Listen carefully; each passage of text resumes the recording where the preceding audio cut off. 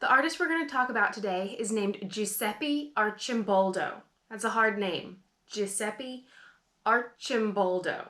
Now, he's an artist that is famous, but at the same time, not very famous. What I mean by that is that we know a lot about his artwork, but we don't know very much about the man himself. What we do know about Giuseppe Archimboldo is that he lived a long time ago, and he's not alive anymore today.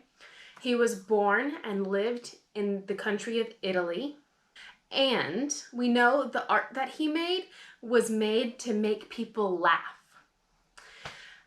But we don't know very much else about Giuseppe Archimboldo. But let me show you what we do know about Archimboldo's work. So Archimboldo made portraits. That's a painting of a person. But he made these portraits out of other things, not out of the person of what they looked like. So he made these portraits out of fruit or books or flowers. So he made these portraits out of things that weren't the person, but then they still looked like the person. Arcimboldo even made some paintings where it looked like one thing when it was right side up. It would look like a bowl of fruit. But then if you turned it upside down, then it would look like a picture of a person. That is so cool. So in honor of Giuseppe Archimboldo and his hilarious artwork, today we are going to learn how to draw a piece of fruit. Hello, boys and girls. Today I'm going to show you how to draw a fruit. So you are going to need your tracing cup, placing that on top of our paper. Bring your hand all the way around and push against the cup and the paper. And go all the way around. Excuse me, hand. And then finish up your line. Now, you should have a nice circle. Now to make this apple, apples have a little bit of a flatter top. So what I'm going to do is I'm going to start a little bit on this side here, and I'm going to make the top a little bit flatter. And then I'm going to erase the curved part.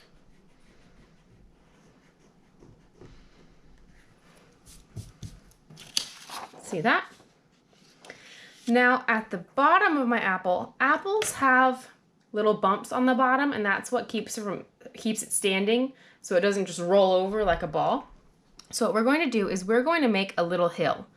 So I'm going to start down here, and it's going to be valley, hill, valley. So I'm curving down and then curve up for the hill, then back down and back up. Now I'm going to erase this little part of the circle.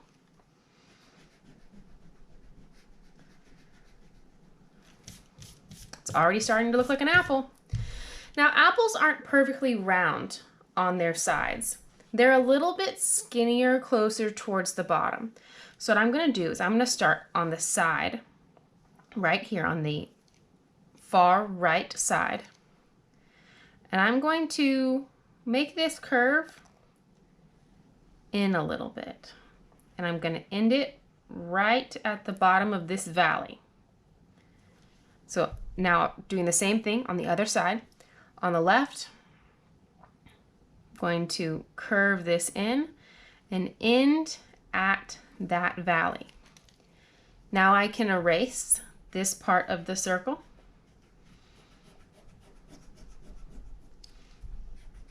And this part of the circle.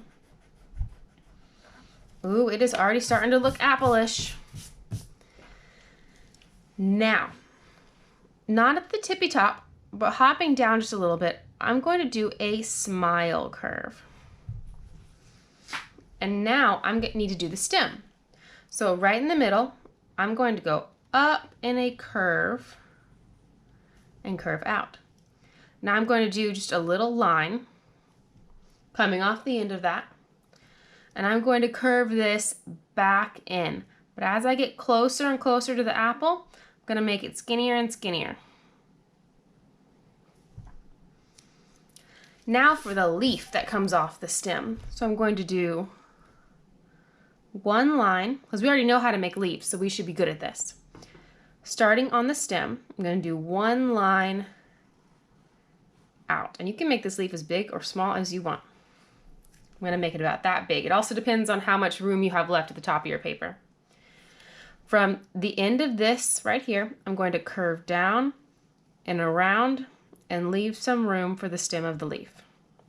Same thing on the other side, starting at the top, curving up, around, and down, and ending there.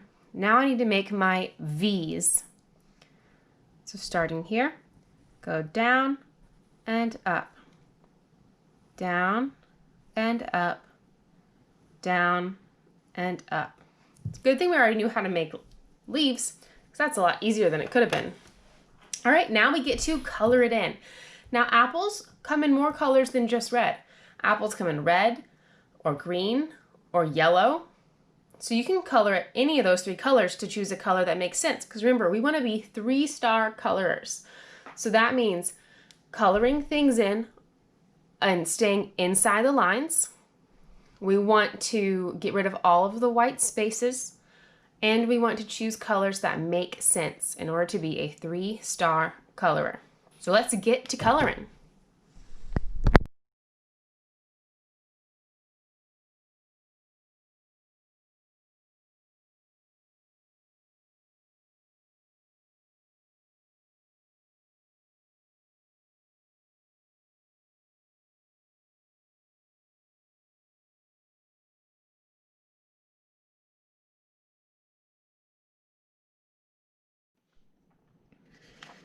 I had a lot of fun making this apple, and if you noticed, I made this side a little bit darker, like it was in shadow, and I left 2 ovals blank white, like it was light reflecting off of it. Like it's such a shiny apple, it's reflecting light a little bit. So I had a lot of fun making this, and I hope you did too, and I cannot wait to see the apples that you turn in today when I go to check your assignment. I'm so excited. Have fun, you guys!